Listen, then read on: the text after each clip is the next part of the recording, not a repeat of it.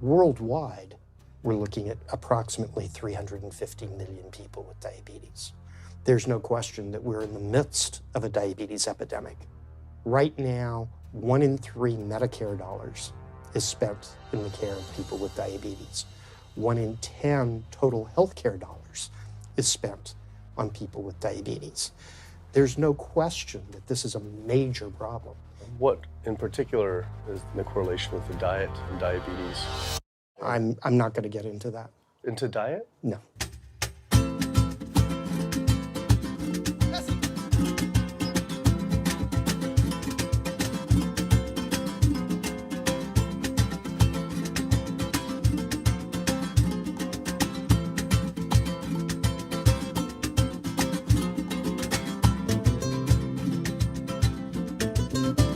My name's Kip. I'm a filmmaker from San Francisco and I have a confession to make.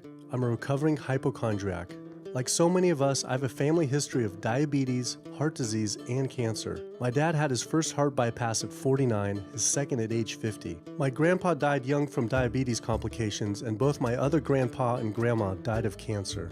I was always paranoid that I would also get one of these diseases. Like any good hypochondriac, WebMD Symptoms Checker was essentially my browser's homepage. Even in my teens, I took Metamucil every day and a daily aspirin. I read all the latest self-diagnosis books, I ate every multivitamin I could get my hands on, and I was obsessed with bodily functions. I followed all the large health organizations' recommendations for preventing disease. I exercise regularly, don't smoke, don't drink soda, get enough sleep, reduce stress, and grew up eating what I thought was a healthy diet. Until World Health Organization this morning has classified processed meat such as bacon and sausage as carcinogenic, directly involved in causing cancer in humans. Processed meat is clearly linked to an increase in cancer. Hot dogs or bacon could be just as dangerous as smoking cigarettes.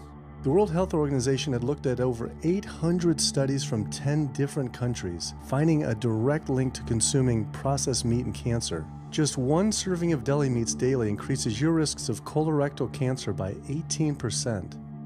I had no idea that what we ate affected cancer rates, but I never felt like I had eaten a lot of processed meats until I realized that processed meat includes hot dogs, bacon, sausage, salami, ham, pepperoni, cold cuts, and deli slices, basically everything I grew up eating. The World Health Organization classifies processed meat as a Group 1 carcinogen, the same group as cigarettes, asbestos, and plutonium, and classifies red meat as a Group 2 carcinogen. Was this like I had essentially been smoking my entire childhood? If processed meats are labeled the same as cigarettes, how is it even legal for kids to be eating this way? I thought this was new information, but many of these studies have been around for 50 years. I couldn't believe I'd been eating processed meats virtually my entire life and was just now finding out how dangerous they are.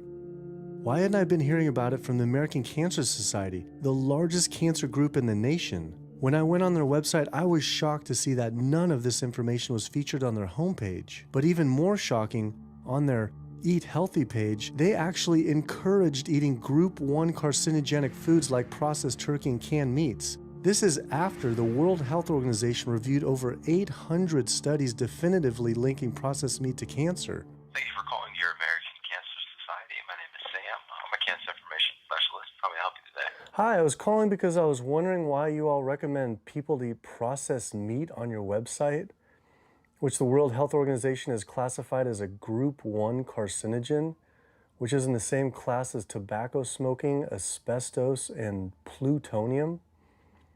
This would be like a lung association having a how to roll your own cigarette section on their website. It's kind of the same thing. But let me just place you on a brief hold because He wasn't able to answer my questions and said someone would get back with me. I had always been concerned about cancer because both my grandma and grandpa died of cancer. I wondered if things would have been different had they known the link between diet and this terrible disease. In the US, 1 out of every 4 deaths is from cancer. Oh, sweet. American Cancer Society rep confirmed an interview this week. So we just went in for the interview with the American Cancer Society rep, and the security guard said there's no interview scheduled. So I went into my phone, and it turns out last night, after I told her that the interview is going to be about the correlation between diet and cancer, she said she could no longer do the interview. After repeated emails asking why she was declining my interview to simply talk about diet and cancer, she stopped responding altogether. Why would an American Cancer Society rep not want to talk about this?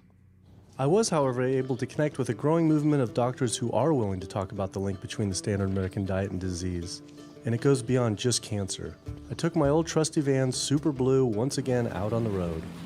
2/3 of adults are now overweight or obese, and we have an epidemic cascade of debilitating disease that's overcoming the country. There's no way we can sustain the current style of care with the epidemic that we're creating with our diet and lifestyle choices. The diabetes, the arthritis, the heart disease, the dementia, the obesity, the cancers are affecting about 70% of deaths. All the data is that those 70% of deaths and morbidity are largely lifestyle related and preventable. Most kids by age 10 in the U.S. already have fatty streaks in their arteries, the first stage of atherosclerosis leading to heart attacks, strokes. Here in American medicine, we operate from the disease model. We are in the business of treating sick people. We are not in the business of trying to prevent people from becoming sick. When you look at chronic disease risk, all the things that we walk around worrying about, actually dietary choices trump smoking when it comes to those risks. If I could deliver one message to the researchers who are looking for the cause of diabetes and the cause of clogged arteries and the cause of high blood pressure and the cause of obesity, I would tell them the answer's in 3 words. It's the food. It's what Americans are eating. Today, with 2/3 of Americans being overweight, clearly there's a food issue. In the next 25 years, 1 out of every 3 Americans will have diabetes. My name's Michael Abdallah. I'm from Atlanta, Georgia, and unfortunately I was diagnosed about 10 years ago with diabetes, and 8 years ago I had 2 stents put in. I don't know where to go, I don't know what to do. You're just like out of options and you don't know what to do. You're taking medicine, you listen to this doctor, and the cardiologist says take this, and the endocrinologist says take that. Then your general practitioner doctor says you don't know what's going on here. And it's a real challenging thing, and it's something that you don't want to get it. You just don't want to get it. Government and media almost exclusively blame lack of exercise and sugary foods as a cause of diabetes. But I wanted to talk with an actual expert on the role of diet and diabetes. I went to speak with premier physician, diabetes expert, and researcher, Dr. Neil Barnard. What role does sugar play in causing diabetes? It drives me crazy. Diabetes is not and never was caused by eating a high carbohydrate diet, and it's not caused by eating sugar. The cause of diabetes is a diet that builds up the amount of fat into the blood. I'm talking about a typical meat-based, animal-based diet. You can look into the muscle cells of the human body and you find that they're building up tiny particles of fat that's causing insulin resistance. What that means is the sugar that is naturally from the foods that you're eating can't get into the cells where it belongs. It builds up in the blood, and that's diabetes. I had never heard that meat was associated with causing diabetes. We had always been told that sugar or obesity caused it. Renowned weight loss bariatric surgeon Dr. Garth Davis, though, agreed. Everyone thinks that you get diabetic because of carbs. They did a huge study in that EPIC study, 500,000 people. Carbs consumption was inversely related with diabetes. In other words, the more carbs someone ate, the less diabetes they had. But meat was strongly correlated. Get that aha moment. The starches, the carbs are good for you. They're not bad for you. This idea that carbs make you fat is utterly ridiculous. Carbs cannot make you fat in and of themselves. We have storage in our muscles and in our liver for carbs called glycogen. So when we eat carbs, we either store it or we burn it. Now, eat fat, that goes straight to your fat. Your body can't turn those carbs into fat unless you're really overdoing the calories. Obesity, it's a death sentence. You're at much higher risk of getting cancer. You're almost certainly going to get diabetes. I mean, no one wants to fat shame, and we all want everybody to be comfortable with our bodies, but this movement to be comfortable with our bodies has made us comfortable with being sick, and that's a huge problem. I go into the hospital and I look around me, people on dialysis, all these sick people, and just about every disease in there is because of what people are eating. Here's the thing. If I eat a sugary cookie, The sugar lures you in like the Trojan horse, but waiting inside that cookie is a huge load of butter or shortening, and that's what fattens you up, and that's the part that leads to the diabetes. It's the fatty foods, not really so much the sugar. It's not that sugar is good for you. There's no nutrients in it. It's excess calories. But when you eat sugar, you don't get inflammation right away. When you eat sugar, you're not getting plaques forming in your vessels. When you're eating sugar, your body's going to store most of it as glycogen or burn it as calories.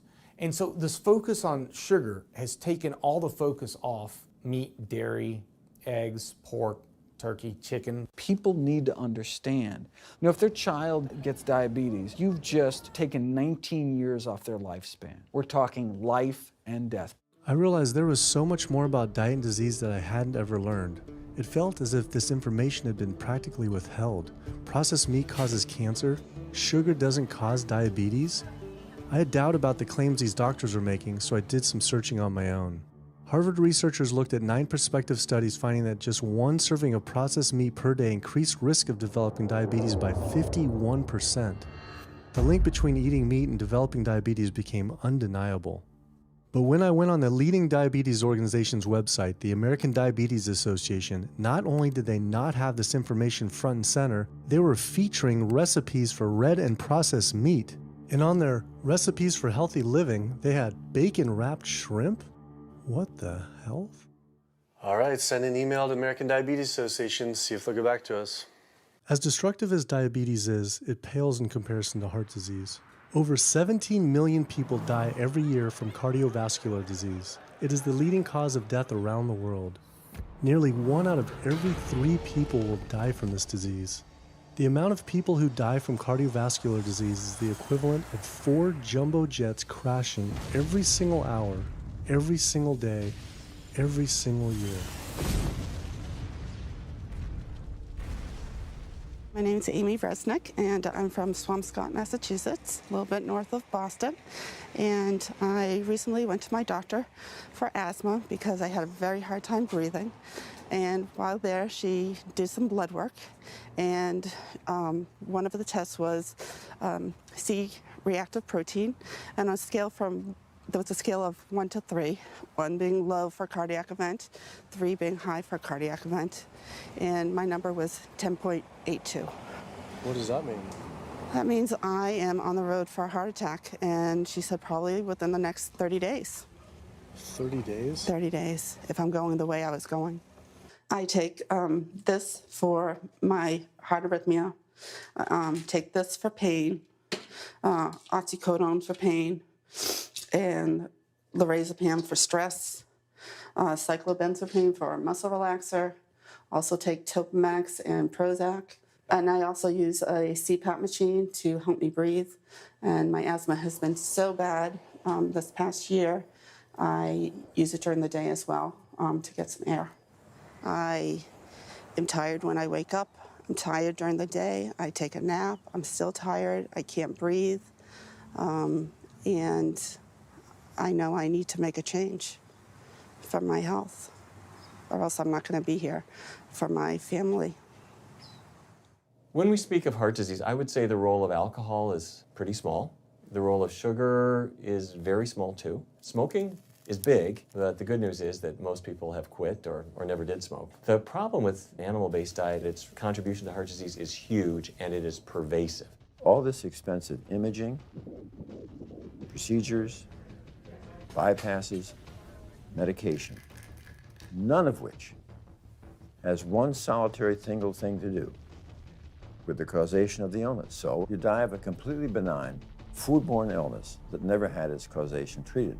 When we eat these kind of dead meat bacteria toxins, within minutes, you get this burst of inflammation within your system such that you basically paralyze your arteries. You get this stiffening of the arteries, their inability to relax normally in half. So it's not like decades down the road eating unhealthy, there'll be some damage. No, we're talking damage right then and there within minutes of it going into our mouth. Many people are given the diagnosis of Alzheimer's disease when it's not true Alzheimer's at all. The vast majority of people suffer dementia due to their tiny blood vessels in their brain clogging up. up and their nerve cells being shortchanged of oxygenated blood. And guess where that blood vessel dementia comes from? Those little tiny arteries are clogging up from that steady stream of fat, cholesterol, etc. It's really quite clear from the standpoint of cancer and the standpoint of cardiovascular disease that animal protein plays an enormous role. Is chicken better? It's a question of whether you want to be shot or hung. The flesh food that I would eliminate from the American diet would be poultry, would be turkey and chicken. A brilliant advertising campaign has convinced people that, oh, it's white meat, it's healthier. The leading source of sodium in the American diet for adult is chicken. It can be labeled all natural chicken, but be injected with the salt water, having up to 800 milligrams of sodium. Heterocyclic amines are clear-cut carcinogens, and they can form in any kind of meat as it's heated, as it's cooked. But by far the biggest source is chicken. We sent researchers into fast food and family restaurants. Not only were there carcinogens in every single restaurant, but we found them in every single chicken sample that we took. If somebody brings their family in and they're buying a bucket of chicken, nobody tells them that there are carcinogens. If you're selling carcinogens to people, you've got to warn them that they're in there. But the American Cancer Society encourages people to switch from red and processed meat to chicken.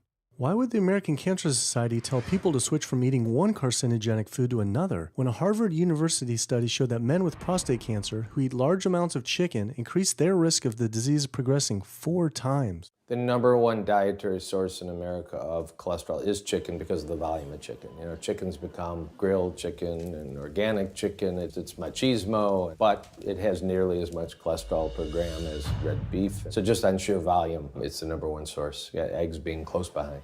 I'd never really thought about eggs much. I just thought of them as a standard part of a healthy diet. But then I found a study suggesting that eating just 1 egg a day can be as bad as smoking 5 cigarettes per day for life expectancy. The yolk of a hen's egg is the most concentrated glom of saturated fat and cholesterol. It is made to run a baby chicken for 21 days with no outside energy. It is pure fat and cholesterol. And when we put that into our bloodstream, it coats our red blood cells. Our blood gets thicker and more viscous. It changes our hormone levels. It raises our cholesterol levels. There's nothing healthy about eating the yolk of the egg. But I thought cholesterol and saturated fat wasn't an issue anymore.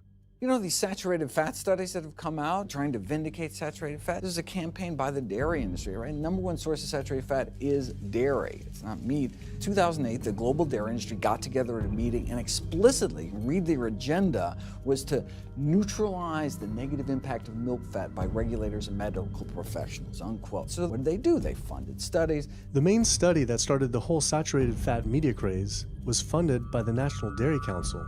The egg industry similarly funds studies that confuse consumers by making claims that eggs don't negatively affect heart function.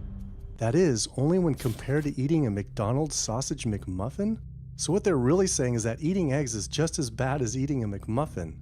When you eat foods like beef or steak or a processed meat, a hot dog, you're not just getting saturated fat. You're also getting other additional toxins that are in that food. There's heme iron, carcinogens, processing chemicals. This is all a lot more complicated than just looking at saturated fat. You know, the strategy is not on making their products any safer. The strategy is to just try to confuse the public, to introduce doubt. You know, there's a famous tobacco industry memo. It's called "Doubt is Our Product." That's all they had to do. They didn't have to convince Americans that smoking was healthy, right? They just had to introduce doubt. Then they would win. If there's just enough controversy, people kind of throw up their hands, I don't know what to eat. Confusion is their game. I really don't think people thought what they ate led to heart disease. They think, oh, it's genetic, my parents had it. And I don't think people really think that what they ate led to diabetes. I think, oh, my parents had it, I was gonna get it. And certainly cancer, they don't think that way. People have bad lifestyles that they've inherited environmentally. They've been exposed to a certain way of eating and living that they've carried on into their adulthood, passed on to their children. That is why they go on to develop the same diseases that their parents and grandparents may have had before them. But it is not inevitable. Even if you have a genetic predisposition, doesn't mean it's going to necessarily manifest. And what determines whether it manifests or not may be those epigenetic variables, the things that you can control, the environmental factors, the dietary factors, the lifestyle factors. So we can actually change the expression of genes, tumor-suppressing genes, tumor-activating genes, by what we eat, what we put into our body. So, you know, even if you've been dealt a bad genetic deck, you can still reshuffle it with diet. I had always thought that I would develop heart disease at a young age because both my dad and grandpa had heart attacks. I was taught that they were genetic, but their heart attacks probably had less to do with genes and more to do with their diets high in meat. That's why when I went on the American Heart Association's Heart Healthy Recipes page, I could not believe they had an entire section on beef recipes. This was just like the American Cancer Society encouraging eating Group 1 carcinogens on their site. Meatloaf, pork loin, steak on your recipe list? Are you kidding me? It's like this menu is trying to give people heart attacks. At your website, we noticed Heart Healthy Recipes, and we were kind of bewildered by why there's a bunch of recipes on, a whole section on beef recipes, and there's also a section on egg recipes when there's such a strong link between beef, red meat, and heart disease. I honestly don't know because I don't do that, I guess. That's not what I do. Another organization rep that wasn't able to answer my questions, but he said that he'd have someone get in touch shortly. I was, however, able to talk to the president of the American College of Cardiology, Dr. Kim Williams. So the American College of Cardiology is a 47,000 member and growing organization with a dedicated mission to reduce heart disease and to improve patients' lives. And if you look at the incidence of hypertension and diabetes and mortality in men, they actually get reduced as you go higher and higher in terms of how much you restrict animal products. What about fish? So fish is a little different. You've got the 4 worries, which is PCBs, mercury, saturated fat, and cholesterol. And the cholesterol is all over the place. You can hit tuna in water, that'll be almost less than a glass of milk, to salmon or tilapia, which is higher than a pork chop. If you look objectively at fish, what you find is they've become essentially mercury sponges. And that's why in many parts of the country they warn you, don't have more than so many of these fish a week because it's getting too much mercury can kill you. Fish are eaten by bigger fish who are eaten by bigger fish, and these pesticides and herbicides bioaccumulate in the fish flesh. And these big fish, including the salmon, which people think is the healthiest fish, truth is the amount of pesticides and herbicides in the flesh of these fish are shocking, and they have estrogenic and cancer-promoting properties in them. They'll say, well, but don't sardines have less concentration of toxic waste product than other ones? Something being less toxic doesn't make it healthy. It just makes it less toxic. Farmed fish is by no means healthier. All the antibiotics that these animals have to be fed, similar to chickens and turkeys kept in confinement. These fish get infections. They get fungal infections, they get bacterial infections. You've got to feed them antifungals, antibiotics, and these substances accumulate in the fish flesh as well. I always knew that pollution was bad for our health, but I had never thought about the environmental pollutants affecting food. Dioxins, being the most toxic man-made chemicals known to science, cause all sorts of things. They cause endometriosis, they cause cancers, they cause endocrine disruption problems. Most of your exposure, 93% of it, comes from eating meat and dairy products because it climbs up in the food chain so effectively. So you can get exposed to living near these incinerators and breathing it, but it'll take you 14 years to breathe in as much dioxin as a cow will ingest by eating the grass in one day. And that dioxin will accumulate in its fat, which includes the milk and the meat, and anyone eating meat or dairy products is going to get that dose of dioxin, so it climbs up the food chain every step. Men have no way in their bodies to get rid of dioxins, but women have 2 ways. They're both involving having a baby. One is that dioxin crosses the placenta into the growing infant, and the other is that it comes out from the breast milk. So if you have a meat and dairy consuming mother breastfeeding that infant, then the highest impacts of toxic exposure like mercury and dioxins will go to that infant. Pregnant women are told, certain types of fish should be avoided. But what about all these other animal products which are introducing, imagine as the fetus is developing, introducing these very harmful toxins which create reproductive abnormalities, developmental problems, and hormonal issues right as the child is developing, the most critical stage of development. It does make you worry when people say, don't you want to have a little bit of milk because you're pregnant? Don't you want to have some fish because you're pregnant? Who do you think is going to get the chemicals that are in that? All these environmental toxins and toxins from the feed that they're being fed accumulate in their tissues and are released into the mother and unfortunately to the child when you eat these products when you're pregnant. So this includes antibiotics, hormones, steroids in animal feed. Commercial animals are largely fed GMO corn and soy, which are very laden in pesticides. PCBs have been banned since the 70s, but they persist in the environment. Dioxins, all of these compounds can create hormonal, reproductive, developmental damage as well. Eating organic beef, poultry, pork, or fish will not help you avoid contaminants like mercury, like dioxins, like strontium-90, because they fall out over all sorts of farm fields and water bodies, and they don't skip over the organic fields. And so really the contaminants are coming in regardless of how these animals are raised. I had always been concerned about the possible health impacts of GMOs, but then found out that most of the world's GMO crops are actually consumed by livestock, with dairy cows consuming the most per animal. This fact, with everything I'd learned about bioaccumulation, made dairy terrifying, especially considering how much cheese I ate in my life. Cheese is an amazing product when you think about it. It's probably one of the single best foods at compromising health that you're going to actually feed to people. Think about it. You've got an animal product, so you've got all the issues of biological concentration. You have a highly processed food product, and not only does it have naturally a lot of saturated fat, but you put a lot of salt into it. There's a strong link between dairy foods and autoimmune diseases, and so that can show itself up as excessive production of mucus and exacerbation of asthma in kids who are prone to that, and even adults. And also there's an association between dairy foods and multiple sclerosis and type 1 diabetes, which is an autoimmune disease, and other rheumatologic problems. Cow's milk is baby calf growth fluid.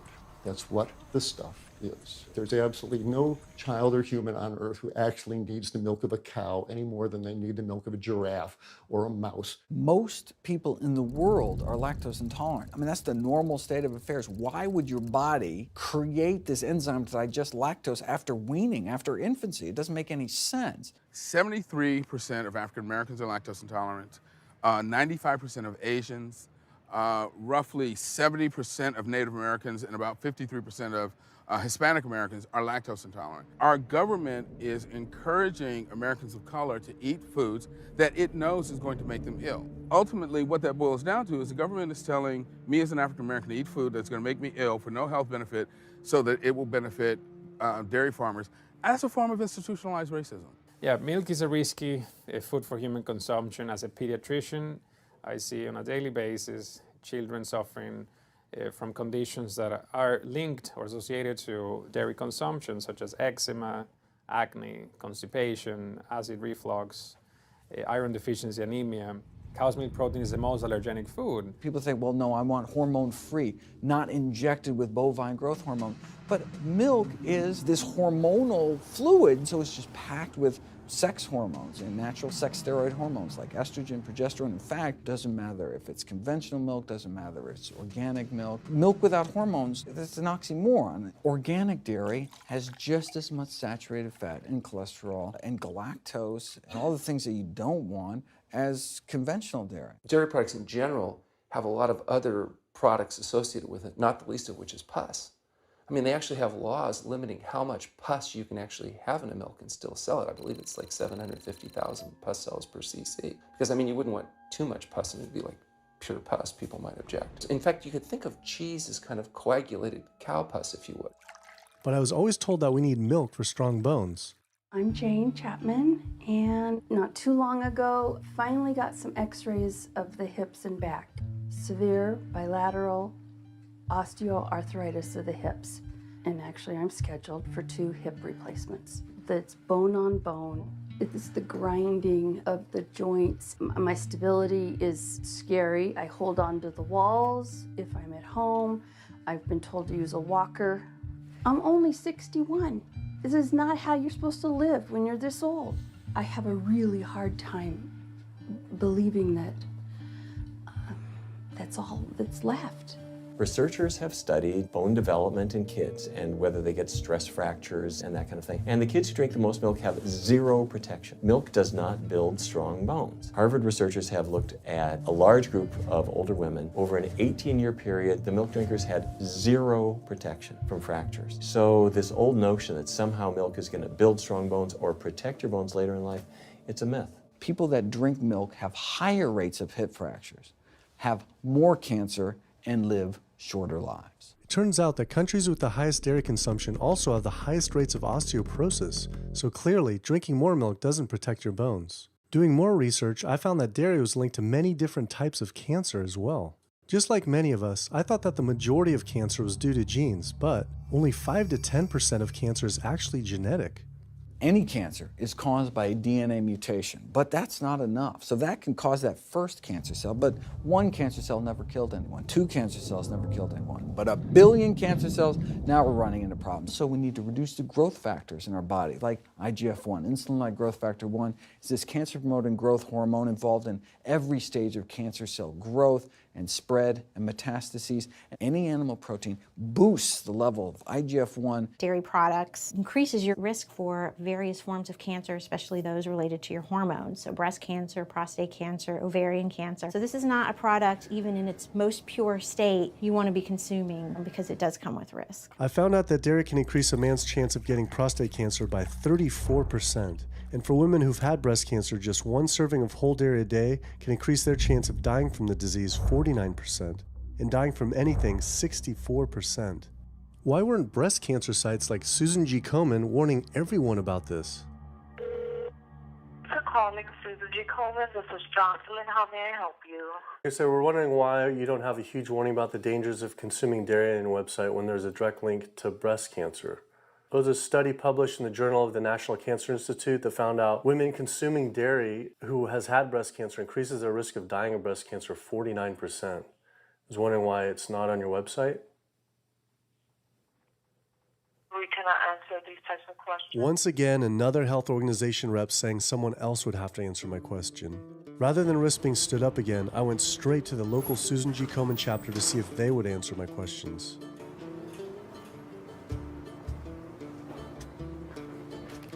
They didn't want to answer my questions in person either, and told us to stop filming, but promised they would connect me to the national office directly. Susan G. Komen's Pink Ribbon campaign had done a lot to raise awareness for breast cancer, although it was confusing to see pink ribbons on dairy yogurt containers.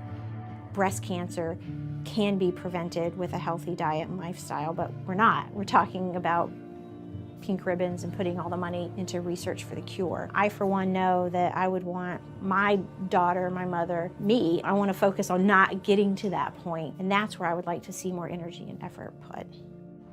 I had been a hardcore cheeseaholic virtually my entire life, despite the risks, but like so many others, I seem to have been addicted to it.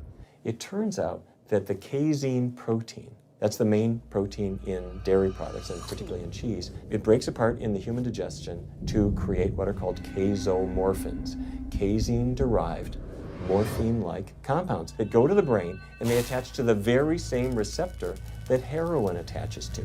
Don't get me wrong, they're not as strong as that, but they are strong enough to make you come back again and again and again, despite the fact that you're gaining weight, you're more unhealthy than you've ever been, but that cheese just calls out to people. Casomorphin may play a role in SIDS, in sudden infant death syndrome, may play a role in autism. This is one of the reasons why we don't want infants drinking milk from cows. Human breast milk has 2.7 grams of casein per liter, compared to 26 grams per liter for cow's milk. That's practically 10 times more. No wonder it's so addictive.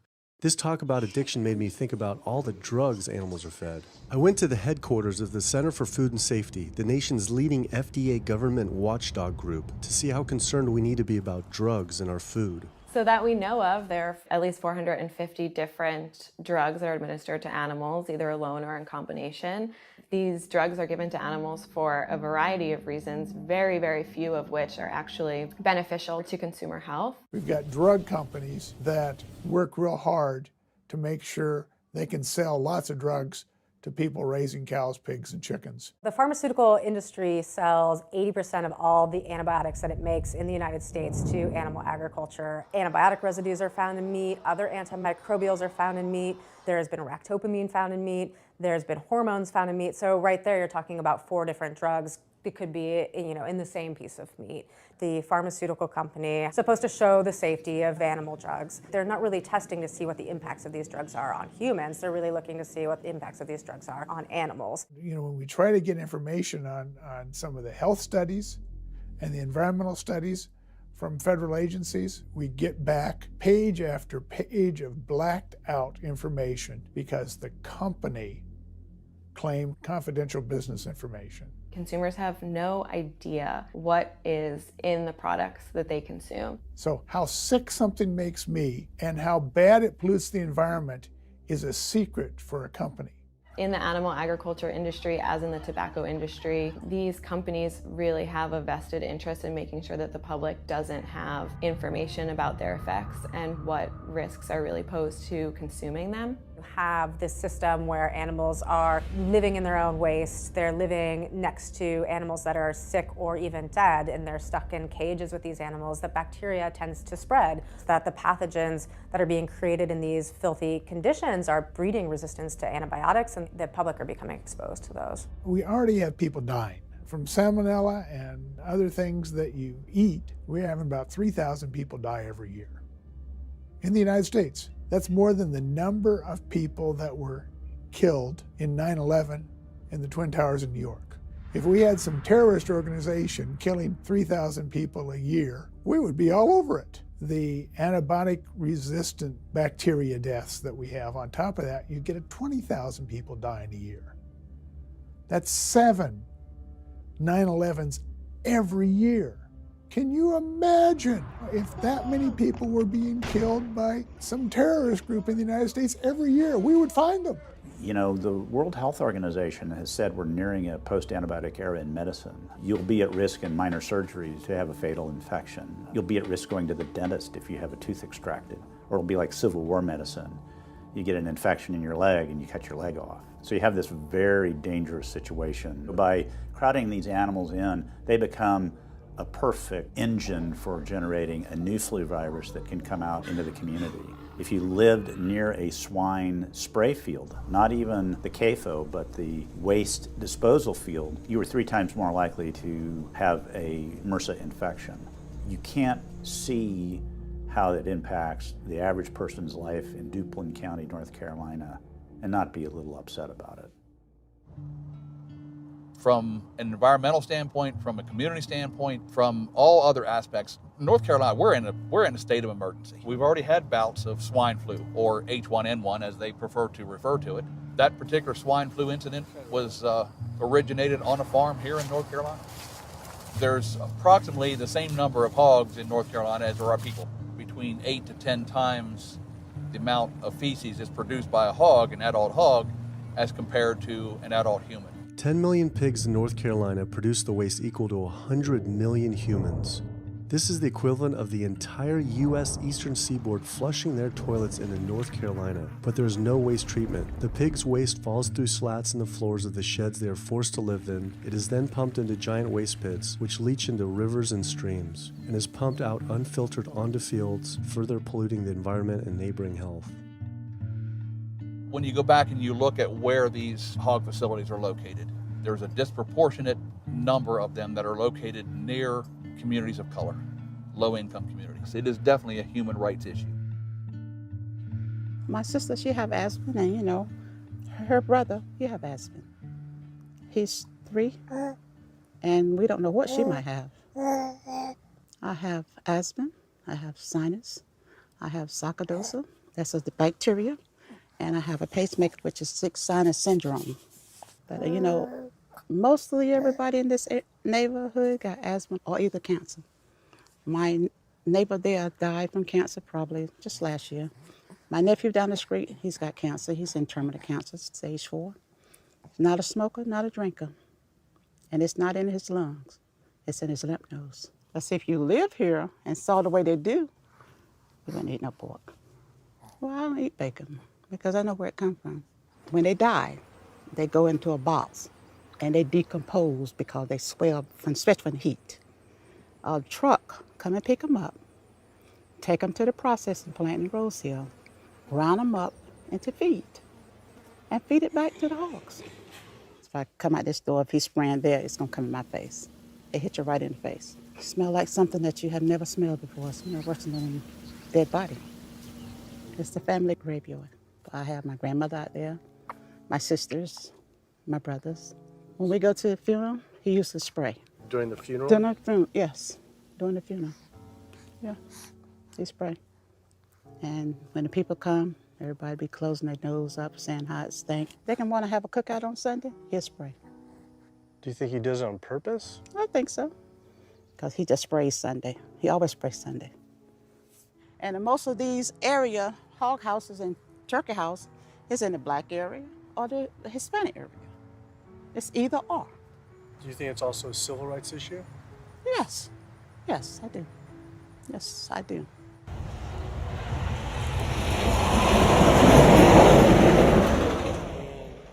There have been times in the past that I have gotten ready on the Sunday, gotten ready to go to church and come out, and the smell was so strong that I had to go back and regroup because it got in my clothes and I just couldn't go to church smelling like hogs, you know. I just couldn't do it. So I don't think the government cares. They care more about cooperation than do people, individuals. And they're going to keep on, they're going to put more chickens in this state. This is the feast season. You're in capital of the world right here in North Carolina. My state, look, there's a blue line stream right here come into my property almost, and the Contentney Creek right here. I've seen that blue line stream now filled with feces and urine from that hog pen, and they can say, well, we feed the world. They're not interested in feeding the world. They're interested in making money. You take the money away from them, they'll let the folks starve. Because if you want to feed the world, you can feed the world with more corn, using corn and wheat and stuff like that, and you can meat. Meat is a luxury item. When we are doing things that hurt other people, we're wrong. But a lot of good people will sit there and eat bacon knowing that it's causing someone else to be very unhappy. I woke up the next morning to find the Burden River had experienced another massive fish kill from the pollution running off hog farms. Tens of thousands of fish were washing up on shore. All this talk about health, I realized that I was only focused on personal health. But health started to mean so much more to me. It was about health of my family and our communities. I couldn't under good conscience support an industry that I knew was harming others. Pollution from animal agriculture isn't just an issue in North Carolina, though. Raising animals for food produces more greenhouse gases than the entire transportation sector. It is a leading cause of rainforest destruction, species extinction, ocean dead zones, and freshwater consumption.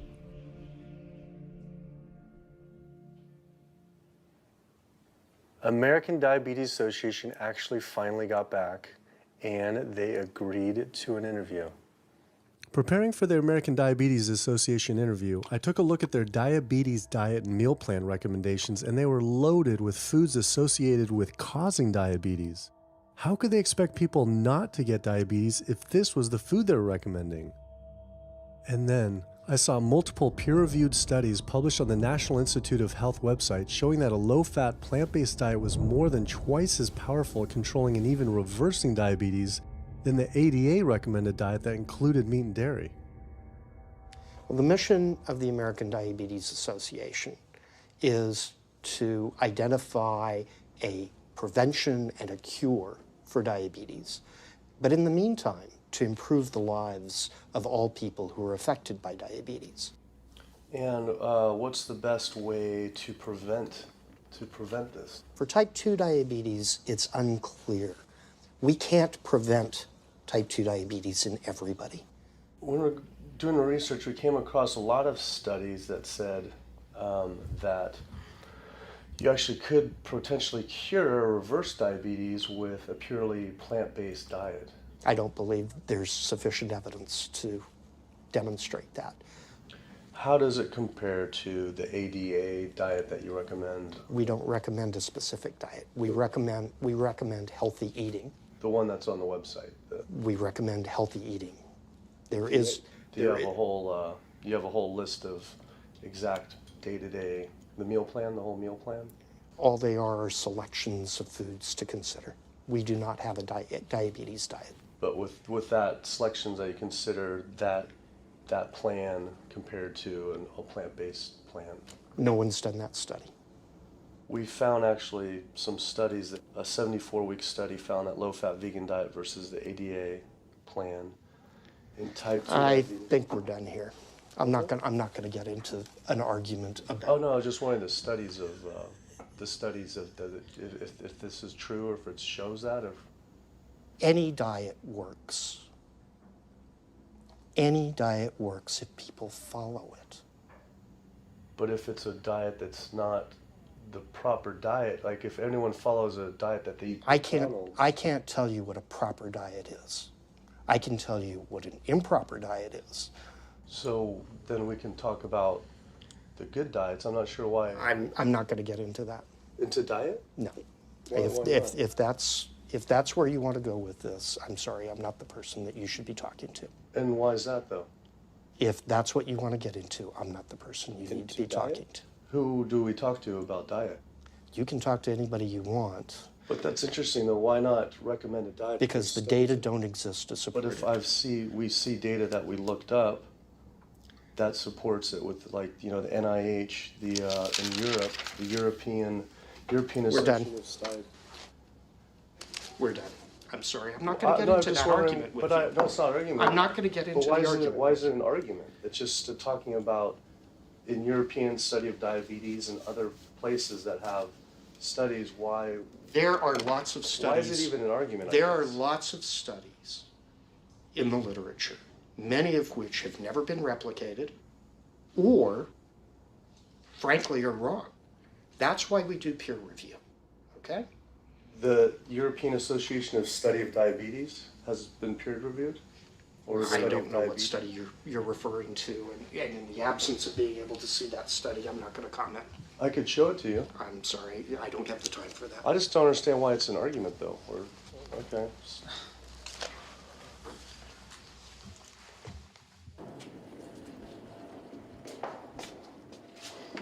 That was interesting. What he wanted to talk about was people living longer with diabetes. But once you mention eliminating diabetes or prevention, oh, whoa, now you cross the line. Prevention and cure, whoa, let's not go there. Not only did Dr. Ratner, the chief medical officer of the American Diabetes Association, not want to talk about diet, but the fact that he had such an emotional reaction to my question made it feel I was digging into something that he didn't want uncovered. I had always thought there was no prevention for type 1 diabetes, but then I did research and came across countless studies referencing the link between exposure to dairy at a young age and type 1 diabetes.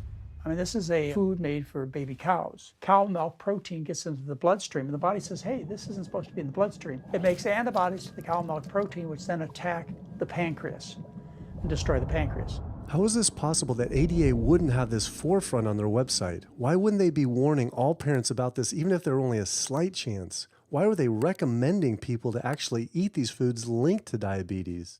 It seemed all of the large health organizations were encouraging people to eat the very foods linked to the diseases they're supposed to be fighting against. American Heart Association promoting beef, American Cancer Society promoting processed meat, pink ribbons on dairy products, and bacon-wrapped shrimp on American Diabetes Association.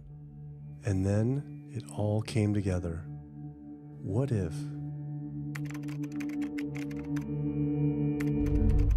And there it was. The American Diabetes Association was taking money from Dannon, one of the world's largest dairy yogurt producers, Kraft Foods, makers of Velveeta processed cheese, Oscar Mayer processed meats, Lunchables processed kids meals, and Bumblebee Foods, makers of processed canned meats. American Cancer Society was taking money from Tyson, one of the world's largest meat producers, and Yum Brand, owner of Pizza Hut, KFC, and Taco Bell. Susan G. Komen was supposed to be fighting breast cancer, was corporate partnering with KFC, Dietz Watson Processed Meats, and Yoplait Yogurt. And the American Heart Association was probably the most disturbing of all, taking hundreds of thousands of dollars from the beef industry, poultry, and dairy producers, and millions from fast food and processed food manufacturers. Every single one of these organizations was taking money from meat and dairy companies that are associated with the causes of these diseases. This would be like the American Lung Association taking money from the tobacco industry. I was sick of not getting answers, so I went to the headquarters of these organizations myself. We have to speak to someone in person. There's millions of people dying from the foods that they're recommending people to eat. I wanted to find out why Susan G. Komen had accepted $35 million from Yoplait when their products can increase a woman's chance of dying from breast cancer 49%. And ask American Cancer Society if taking money from KFC and Tyson was the reason they promote eating meat. But every one of these organizations declined to be interviewed. What's really sad is that we cannot trust information from these leading health organizations like the American Heart Association, the American Diabetes Association, because they are taking money from the very industries who are causing the problems that they're supposed to be helping to prevent. So that makes the truth something that you are not going to be hearing, as far as nutrition goes, from these organizations. Well, that would be the end of their funding, that would be the end of their jobs, that would be lawsuits, they would bring the entire catastrophe down upon their heads, and they would essentially disappear as organizations. This one time I got invited to a charity fundraiser for the American Diabetes Association. And I showed up and they had a whole buffet and it was all just animal products. I remember like a big thing of barbecue chicken. And I was like, I stormed out. I said, like, serving chicken at a diabetes event is like serving alcohol at an AA meeting. It just doesn't make sense. We had scheduled to film an interview with a prominent surgeon, but before we could get inside the building, the hospital's media relations manager stopped us. Actually, I understand that Dr.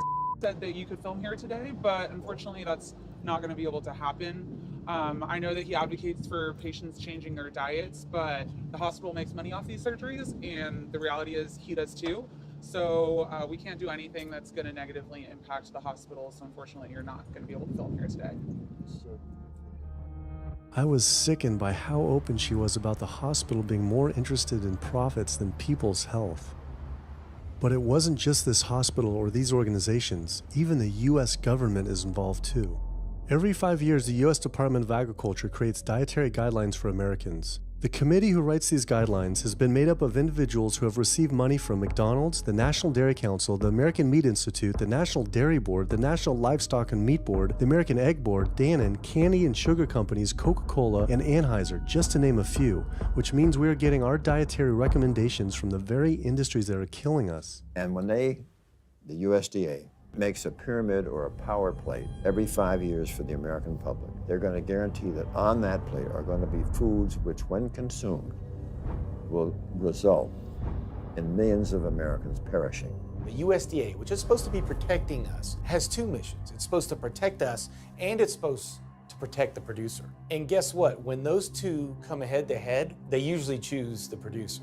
In internal documents uncovered by Dr. Greger, the USDA admitted that eggs cannot legally be called nutritious, low-fat, part of a balanced diet, low-calorie, healthful, healthy, can't say it's good for you, or even safe. Yet they still promote these products to the American people through federal checkoff programs. If you ask somebody if they've heard of a checkoff program, the odds are they haven't, although daily they are seeing the messaging that these programs produce. So checkoff programs are responsible for the messages that we see on TV, on the internet, on bus billboards and magazines that say things like, milk, it does a body good, or milk life, beef, it's what's for dinner, pork, be inspired, the incredible edible egg. The dairy checkoff program gave $12 million to Domino's to just market cheese-heavy products. And this is the USDA, this is the government. If you've seen those ads for the Pizza Hut pizza, the stuffed crust, or a pound of cheese, those are all government advertising schemes for the industry.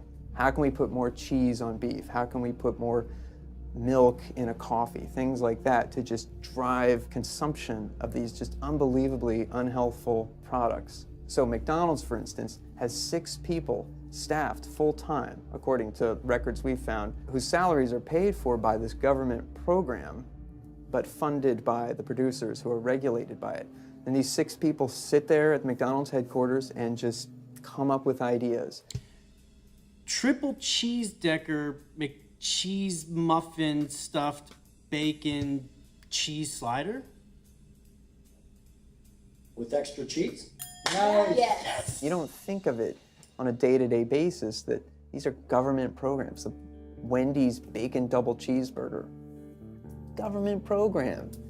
The steak fajita at Dunkin' Donuts, government program. You would just never think that this just pure garbage from a food standpoint is coming from a federally funded program. That's one of the things that makes checkoffs so incredibly creepy, is that it is our government telling us, eat more beef, drink more milk, eat more cheese, eat more pork.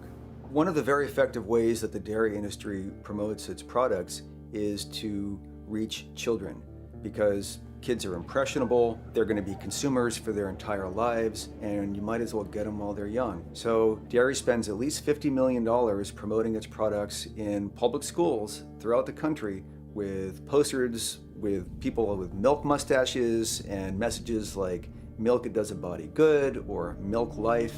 Targeting young people, right? The tobacco industry had to keep replacing their customers who are dying with new customers. The meat industry knows they have to target young people. That's why we have these foods in schools and marketing messages at a younger and younger age for kids to get hooked on all the wrong kinds of foods. So there's all kinds of parallels. School districts where processed meats are all over the place. Maybe it's going to be bacon on the menu, sausage, hot dogs, or pepperoni pizza. Any of those things are processed meats, and those are pretty much the worst of the worst with a direct link to colon cancer. And yet you have every day in the schools meal items with processed meats. If the Surgeon General puts warning labels on tobacco because of their cancer risk, why aren't the same warning labels on meat?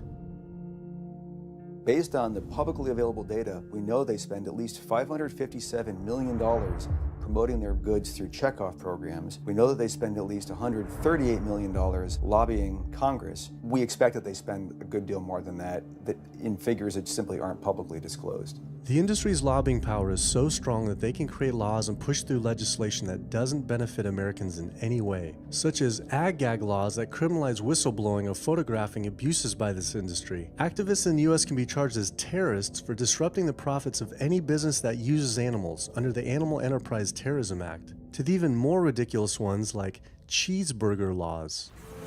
A cheeseburger law is a law that says a plaintiff cannot recover against a manufacturer, distributor, or retailer on the theory that the food made the plaintiff obese or caused an obesity-related disease. Cheeseburger laws are a direct response to a problem that the tobacco industry has had. Big Tobacco has paid $400 billion to state Medicaid programs. Cheeseburger laws proponents say, we don't want to see the same kind of thing happen to the meat and dairy industries. The fact that these laws are based on a model template called the Common Sense Consumption Act is actually ironic, because what they're saying is, you, the consumer, should have the common sense to know that our food is bad for you. I've often typified the meat industry to people who maybe don't understand its power and reach, as it's got all the money of big tobacco and big pharma, and it has the personality of the National Rifle Association. So any little thing that comes up, man, they beat it to death. Robert Martin wasn't exaggerating. When the profits of the egg industry were threatened by egg alternative company Hampton Creek Foods, extremely disturbing emails were uncovered by Ryan Shapiro and Jeffrey Light. We uncovered documents demonstrating the American Egg Board considers Hampton Creek, quote, a crisis and major threat to the future of the American egg industry. The American Egg Board considers a successful egg replacer company to be such a threat that they joke on their government email addresses about murdering the CEO. In internal government emails with the heads of the egg industry, they suggest having the CEO of Hampton Creek, Josh Tetrick, murdered, including a menacing email from the executive director of the American Egg Board.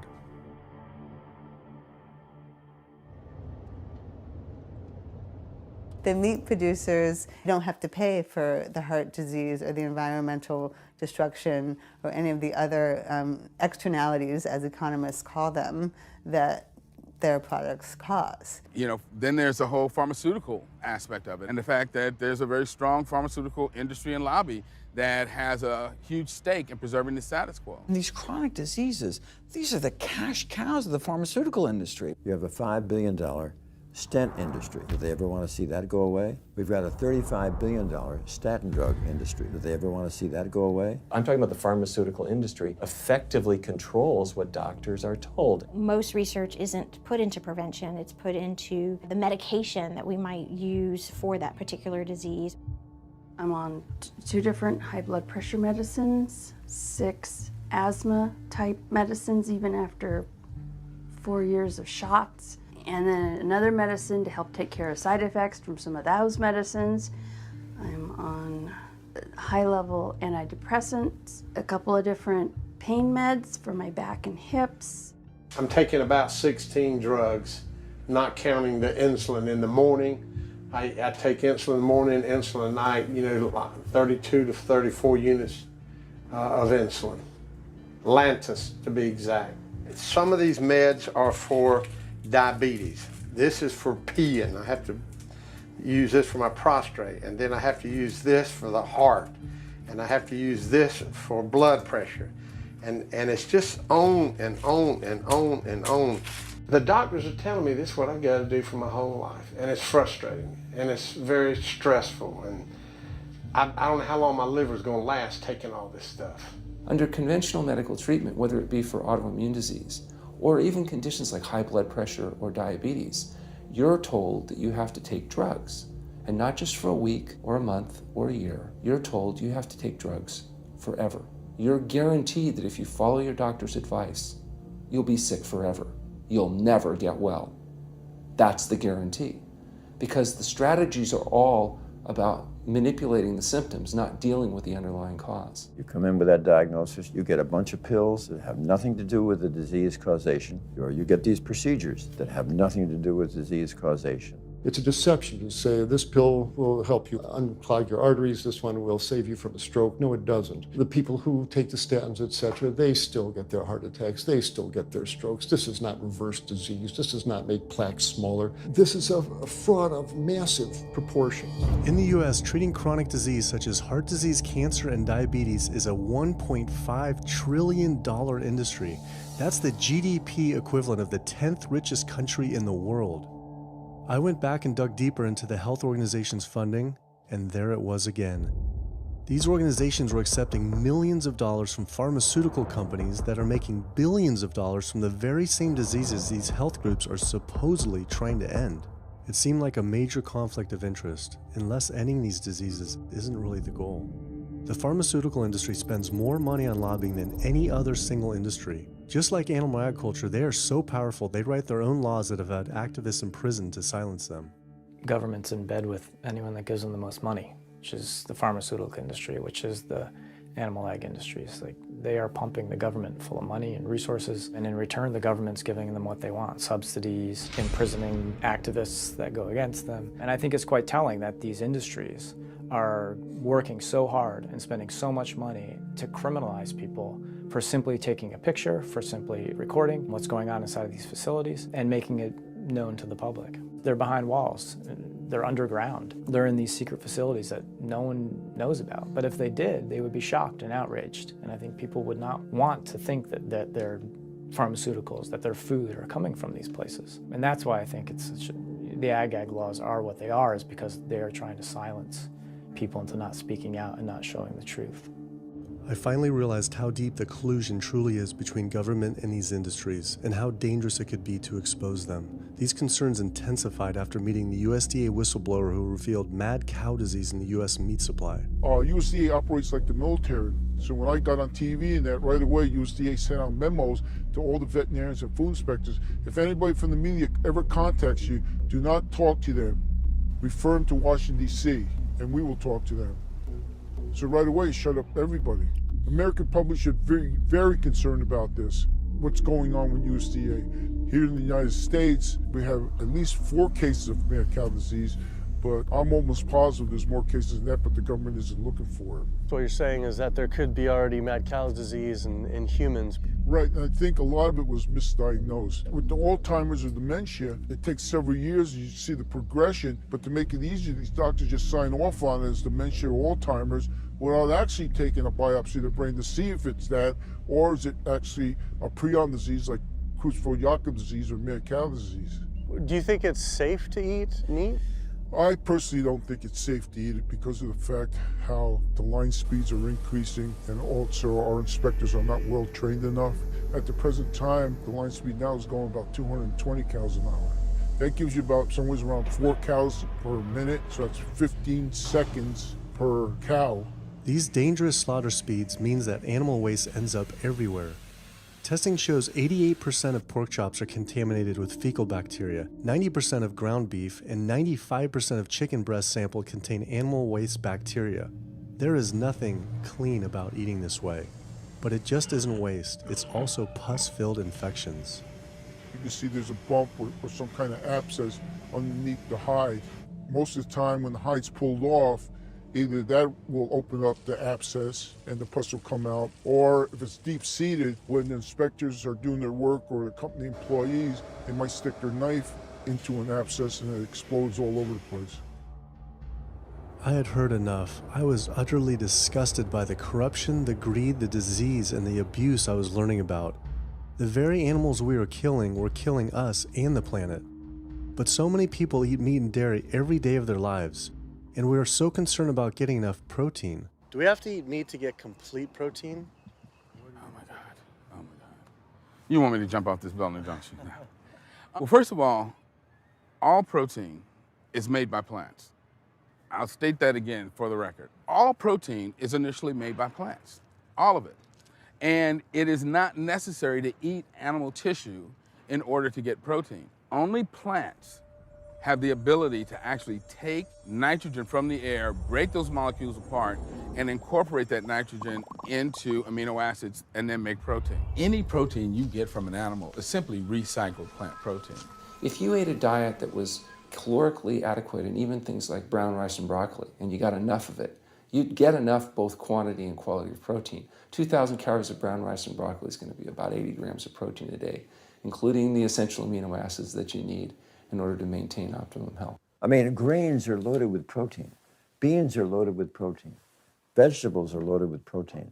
You really want to get your protein from plants because plant proteins have a much more beneficial effect on our physiology. The funny thing about protein is most Americans get about twice the amount they need.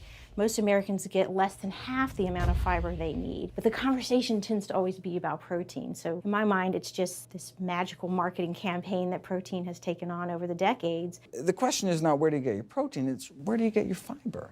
I have never in my professional career seen a protein deficiency. I've never seen someone come in eating normal amounts of calories and they're protein deficient. You just don't see that. So human milk has the lowest protein content ever in any species ever tested. I mean, that's the fluid that's been designed by evolution over millions of years. And that's just like the perfect food for human babies, right? Perfect food, lowest protein content any other mammal. And so it gives a sense of kind of protein requirements for anything. So look, then rat milk, ape milk, donkey milk, any milk has ever been tested. And you hear this a lot in bodybuilders. They're like, well, I need, chicken, or I need fish to be, to be strong, to build muscle tissue. That is utter nonsense. The largest, strongest terrestrial animals on the planet are all herbivores. The biggest, strongest animals are all herbivores. When we bring in people and they're on meaty diets and we transition them to a plant-based diet, we always track what they're eating. Their vitamin intake goes up. Their nutrition overall goes up, dramatically better.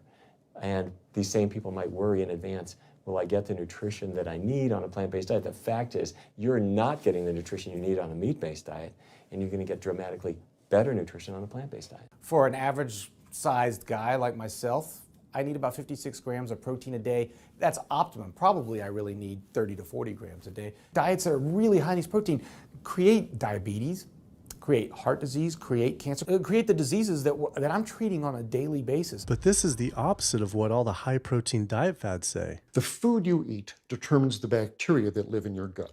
Well, you eat animal flesh every day. You are summoning up bacteria that eat carnitine. And those bacteria will turn that carnitine into a molecule called trimethylamine. Your liver then turns that into trimethylamine oxide. That's a molecule from hell. That molecule drives cholesterol into the artery walls. And the people who are consuming this flesh-based diet are contributing to plaque building up. They may lose weight on this diet, and that's good. But what's happening inside your arteries, paleo friends? What's happening is that plaque is building up, and these are the folks who drop dead at the gym at 39. Boy, he was lean and he looked really good. But where is that cholesterol going? It's going into your artery walls. So I believe these paleo folks are setting themselves up for an epidemic of clogged arteries, colon cancers, autoimmune diseases. This is not a healthy diet. We are not carnivorous apes. Humans' closest living relatives are chimps, who get 97% of their calories from plants and the remaining 3% mostly from insects. Comparing the anatomy of true omnivores like bears, who eat both meat and plants, to frugivores like primates, who eat almost exclusively plants, the differences are pretty clear. Frugivore teeth have flat molars for chewing plants, where omnivore teeth are serrated for stabbing and tearing flesh. Frugivore jaws can move forward and back and side to side. Omnivore jaws cannot.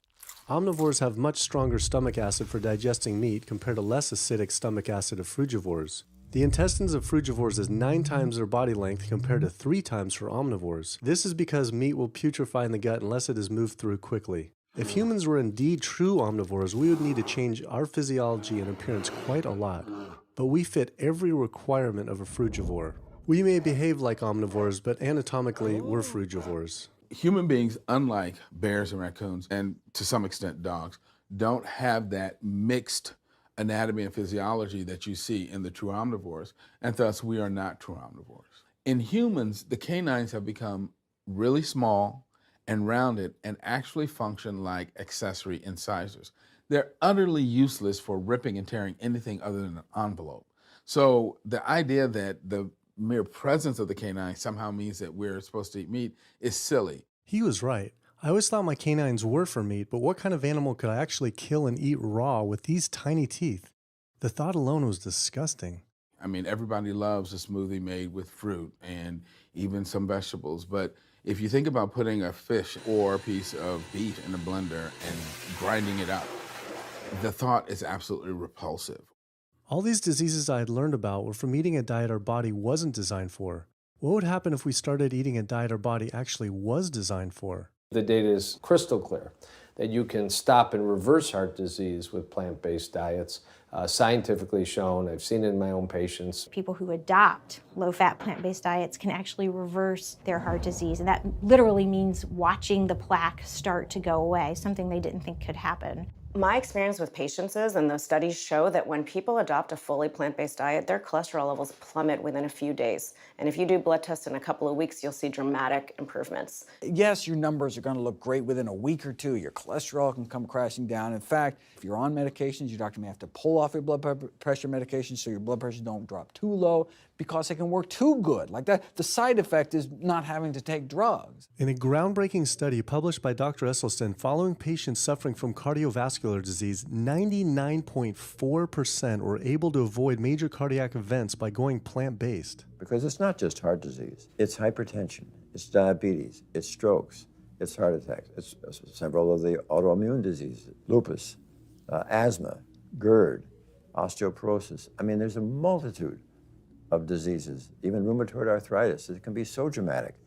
When you see these poor souls with just absolutely crippled with rheumatoid arthritis go plant-based, then they come off their medication. I wanted to follow up with Jane Chapman, who had been suffering from severe osteoarthritis, and I could not believe what I saw after only a few weeks of fasting and changing her diet. So it's so amazing. See, like this only a few weeks later. I know. From going from the walker, needing wheelchair assistance at the airport, to strolling down the street, enjoying the fresh air, the sunshine. 2 weeks. It's all it took, 2 weeks to get off all the meds and start to feel the inflammation just kind of drain out of the body, where the movement was much easier. Just a lot of healing occurred very, very rapidly just by doing the right things for your body. When you're treating diseases with drugs, you know, there's one drug you take for cholesterol, a different class of drugs you take for high blood pressure, different class of drugs you take for diabetes. But with diet, a plant-based diet affects all these diseases, one diet to kind of rule them all. The impacts of eating this way go far beyond ourselves. By getting rid of heart disease alone, we would save up to $48 trillion in the USA, 3 times the US GDP. Conditions like high blood pressure, you don't have to take the drugs the rest of your life and be sick forever. What you can do is live in such a way that it gives the body a chance to heal itself. We took 174 consecutive patients with high blood pressure, and 174 people were able to lower their blood pressure enough to eliminate the need for medication. For inflammatory bowel disease like Crohn's, the best remission rates ever achieved through plant-based diet. MS, multiple sclerosis, the best results ever achieved compared to any medical, surgical, any kind of intervention was a plant-based diet. You can see that with every sequential reduction in animal products, people live longer, they have less heart disease, they have less cancer, they have less diabetes. You can actually take human cancer cells, you put them in a petri dish, and you can drip the blood of those eating vegan, get about 72% suppression in human prostate cancer cell growth in vitro. They wanted to try this again with women and breast cancer. So they said, let's see what a plant-based diet can do. After just 2 weeks, their bodies cleaned up. You drop their blood on the same carpet of cancer cells. You can clear off the whole plate. This is after just 2 weeks eating healthy, which raises the question, what kind of blood do we want in our bodies? My background is in industrial and systems engineering, and that was my career path for a long time until I got thyroid cancer, and everything changed from there. I decided that I wanted to try alternative methods and treatments rather than have surgery and have my thyroid removed, which meant I'd be on medication forever, and I didn't want that. I just started reading how a plant-based diet can heal the body, and it has worked for so many people. So I immediately just switched to a completely whole food plant-based diet. After a year, the cancer was completely gone, and my thyroid had shrunk to normal size, and I was completely free of that. This was tough to believe. Couldn't this all just be from eating healthier though, like no sugar? Turns out Dr. Walter Kempner from Duke University back in the 1940s was reversing some of our worst killer diseases with diet alone. And the diet he was using was not only strictly plant-based, but it was made up of white rice, fruit, and table sugar. And he was reversing diabetes, he was reversing malignant hypertension, reversing heart disease, the diabetic complications, reversing diabetic blindness. So these people basically had death sentences, went to him, and were given basically sugar, this horrible diet, but it was strictly plant-based. If this information had been around since the 1940s, why don't all doctors know this? We're not taught about the power of food in medical school. No one is taught that the changes that we make with our diet are probably the single most powerful thing we can do to determine our destiny. It trumps our genetics. Why isn't your doctor telling this? Odds are your doctor never learned any of this. In fact, there's even a bill introduced just mandating physicians get 7 hours nutrition training every couple years, just to kind of stay on top of it. And who came out against that? The California Medical Association. Even the family physicians, the surgeons, all the mainstream medical groups came out opposed. It's 7 hours, that's a lot, even if it's over 1 4-year period. So they're not just kind of neutral, but they're actually actively opposing nutrition education. Ironically, when patients come to doctors with questions, they assume that the doctor knows something about nutrition, and so it's kind of a double whammy that doctors haven't been taught much about nutrition. Why don't we hear about this from dietitians when nutrition is their entire specialty? Turns out the American Nutrition and Dietetics Association puts out nutrition fact sheets written by the industries themselves. The industries pay $20,000 per fact sheet and explicitly take part in writing them. So you can learn about eggs from the egg industry, and you can learn about lamb from the lamb industry. This would be like learning about the benefits of smoking from the tobacco industry. When people are eating meat, I think of it as a bit like smoking. It's sort of Russian roulette. You may not get diabetes, but your chances of getting diabetes, about 1 in 3. You may not get cancer, but your chances, if you're a man, about 1 in 2. A woman, 1 in 3. Your chances of gaining weight, 2 out of 3. It's not all diet, but most of it is. The best thing that you can do to make sure that you empty all those bullets out of the chamber and you're not taking risks with your health is to get the animal products out of your diet and eat healthy foods. I came to True North to help me with my asthma and to lose a little weight, and it's amazing. Just in 2 weeks of changing my diet, don't have to take any asthma medication, no antidepressants, no pain medication, no heart medication, nothing, no medications at all. And it's just incredible. I was taking Oxy and Advil, and I was taking 800 milligrams of Motrin 3 times a day just to get through the day because I was in so much pain. And now, nothing. Wow. Nothing at all. 2 weeks. 2 weeks, So 14 days. All that medication, you're completely off. Completely off everything. It's just been so frustrating to me because I went to so many different doctors for help, and I tried so many different medications to help me with my asthma, and nothing helped, and I was stuck on the couch for the last 10 months, unable to breathe. And now in 2 weeks' time, 14 days, I'm off my medication, and I can breathe, and I feel good, and I can walk. My life has changed, and it only took 2 weeks of a whole plant-based diet. That's incredible. Yeah. That is incredible. It really is. That's amazing. It really is. I I feel so blessed and so good and just so happy to be doing this, and I'm hoping that I can be a role model for other people and not be pushy about it, because everyone's going to do it in their own time. But thank God my time is now. So. Thanks. Thanks. As powerful as Amy's story was, I knew for some, eating 100% plant-based would still seem extreme. I think there's this sense that everything's okay in moderation, right?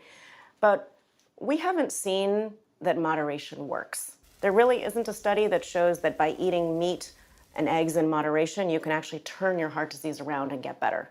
But I know people who've given up meat and they felt sick. Yeah, it's unlikely that anybody's symptoms are caused by a dead, decaying flesh deficiency. The lack of highly processed animal food products in the diet is not going to be associated with the causal factor about why they're sick. There is going to be a reason why they're not feeling well, but that's not going to be one of them.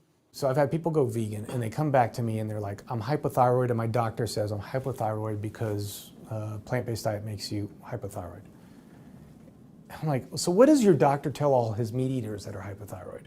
Boy, what's an animal flesh or dairy that you can't get in plant-based? Cholesterol, heterocyclic amines, E. coli. You know, if you think about it, there is nothing in an animal-based diet that you can't get in healthier form somewhere else. The only other vitamin is vitamin B12. It's not made by plants, not made by animals either, made by little microbes that blanket the earth. So because the way we live in our sanitized world, unless you're eating bacteria-contaminated foods, we need to get a source of B12 from somewhere. And so the healthiest, cheapest, safest source is to get a vitamin B12 fortified food or vitamin B12 supplement, not to get it from meat and dairy. What about people who say they have to eat meat for their blood type or their genes? I mean, it's like I need meat because I'm a Capricorn, or I need meat because I have an A+ blood. I mean, it's like, what do you say? No one has to eat meat. I mean, there's no vitamin, mineral, nutrient that you can't get from non-animal sources. Valentine's Day, I decided to go vegan and give up all meat, which was never in my thoughts in a million years, but I've heard so much success from people that are vegan. And so I gave up all animal products whatsoever. I've lost 29 pounds. I've been able to cut my meds in half. I've been able to cut my insulin in half. And now I'm going for the moon. I'm going to cut it all out. In the last 6 weeks, we've just had 3 grandchildren. And my ugly face is going to be around to see them graduate from high school and college. I'm going to be here. My mission is to let everybody know you do not have to suffer from diabetes and cancer and heart disease because someone in your family had it or because the doctors are telling you this is what's going to happen. You can take charge of your health and have a positive outcome just like I did. The reason I'm so committed to this is, my grandmother had diabetes and I didn't know what I know now about healing the body. And if I did, I feel like she could have lived at least a few years longer. And so it's in her honor that I do what I do. Because I could save someone else's grandmother, aunt, uncle, father from that, you know. So I'm excited about getting the message out there. There's a common belief that eating plant-based is expensive. Not at all. It can be done in a very inexpensive way where you buy foods that are in season and you shop in the bulk bins, and that saves a lot of money. You can eliminate a lot of your expenses on your grocery bill by not buying meat and dairy because those things are expensive. Our meal plan for a family of 4 is $25 per person in the family. 2064 is your total. 2064, whoa. That's for an entire week of food. Really? An exploding movement of elite athletes are utilizing vegan diets to heal injuries, speed recovery times, and enhance their performance. Before I was vegan, I was only bench pressing 315 like 5 times. Then after going vegan, I was doing 400, 425, 465. And I was like, oh my God, this is amazing. I'm vegan and I'm bench pressing 465 pounds. This is ridiculous. And as soon as I went vegan, tendinitis started disappearing. My strength in my right arm started coming back. High blood pressure was going down. You can't be strong and be dying on the inside. That's not strong. That's weak. That's really weak because yeah, you look big and strong on the outside. Yeah, big man. No, but your heart's crying for help on the inside. You're dying. I'm a professional parkour athlete, a two-time world freerunning champion, and more recently I got into Ninja Warrior where I'm captain of Team Europe as we won USA versus the world. For something like Ninja Warrior and parkour specifically, you really need to have a good strength to body weight ratio. So I was carrying mass that I really didn't need. And when I went vegan, I lost 15, 20 pounds. I was more agile, I was more efficient, more stamina in my body. Just that extra bit of pop that I didn't have before, it just gave me that extra strength. So this is a very vibrant way to live. It can enhance you as an athlete. For me, 100% better athlete than I was before. It unlocked a whole new chapter of my training. The science is there, the health is there, the athletes are there proving that you don't need to eat dead animals to be strong, to be healthy. I started working out when I was 47 years old. All the muscles you see, I gained as vegan. I gained 15 pounds of muscles on my body, eating all plant-based vegan foods. All the aches and pains in my body, it just went away. Because I'm not ingesting so many inflaming foods, the acidic foods that animal products are. Gorillas, rhinos, and elephants, they all get their muscles and strength from eating plants. That's what I do. I travel all around the world for my surfing, and I've always been able to eat vegan. I feel like if you want something, you can make it happen. I just don't make any excuses. I would never not be vegan now that I know all the benefits and now that I know how it feels to be vegan. Every aspect of my life has been improved by adopting this lifestyle. I feel better, I perform better athletically, I sleep better, my energy with my kids is better, my focus at work is better, everything is better. My skin cleared up, kept myself trim for 9 years now doing this. All I can tell you is that I felt and I continue to feel better than I ever felt before. My friend Jason Lester and I were the first people to do this challenge called Epic 5, which entailed doing 5 Ironmans on 5 Hawaiian islands in under a week. An Ironman is a 2.4-mile swim followed by a 112-mile bike and then running a marathon, 26.2 miles after that. So we did 5 of those in a row on 5 different islands in a little under a week. Yeah. You almost die? Yeah. Where'd you Didn't get die. So I guess the famous question, where'd you get your protein in there? From plants. Like so many people, I was looking for excuses not to change my diet. But once I finally did, I felt liberated. Within days, I could feel the blood running through my veins with a new vitality. Within weeks, I felt a transformation throughout my entire body and mind. Not only could I survive on a purely plant-based vegan diet, I could thrive. I felt amazing. I competed in my first marathon in 6 years, training half the amount and beat my personal record by 23 minutes. Less than a month later, I did my first full Ironman.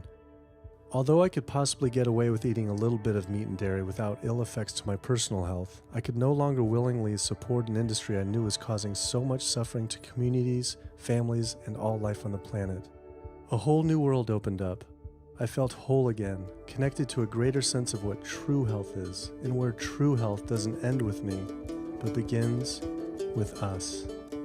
If people adopted a plant-based diet, the changes we would see in our individual health, in our national health situation, and in this physical environmental world we live in would be so profound. I mean, today, you can say, I'm not going to eat that stuff anymore. It's one thing that I can do myself personally to make a difference. It will give you a greater sense of well-being and happiness when you know that, one, you're not destroying your health every time you sit down to eat, you're not promoting cruelty, and you're not damaging the earth. I don't want my gains to be at the detriment of the planet of other things. And yet I'm not weaker, I'm stronger. That's the beauty of it. When you're altruistic, when you make choices for the greater good of others, it comes around, benefits me as well. It benefits us all. Studies show that we can not only survive, but we can thrive. I just feel this is a great way to live, not harming other beings when we can be healthy and happier. I love it. It's a great life. I never thought that I could feel this good at this age, and I just want everybody to feel this way. I feel like a 20-year-old. I'm almost 50.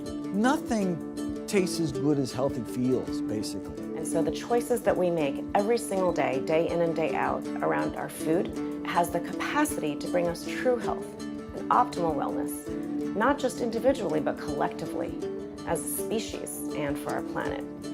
We're not going to live forever, but while we are alive, we can live well. And for me as a doctor, that's what I want to see. Where there's a will, there is a way. And I believe that.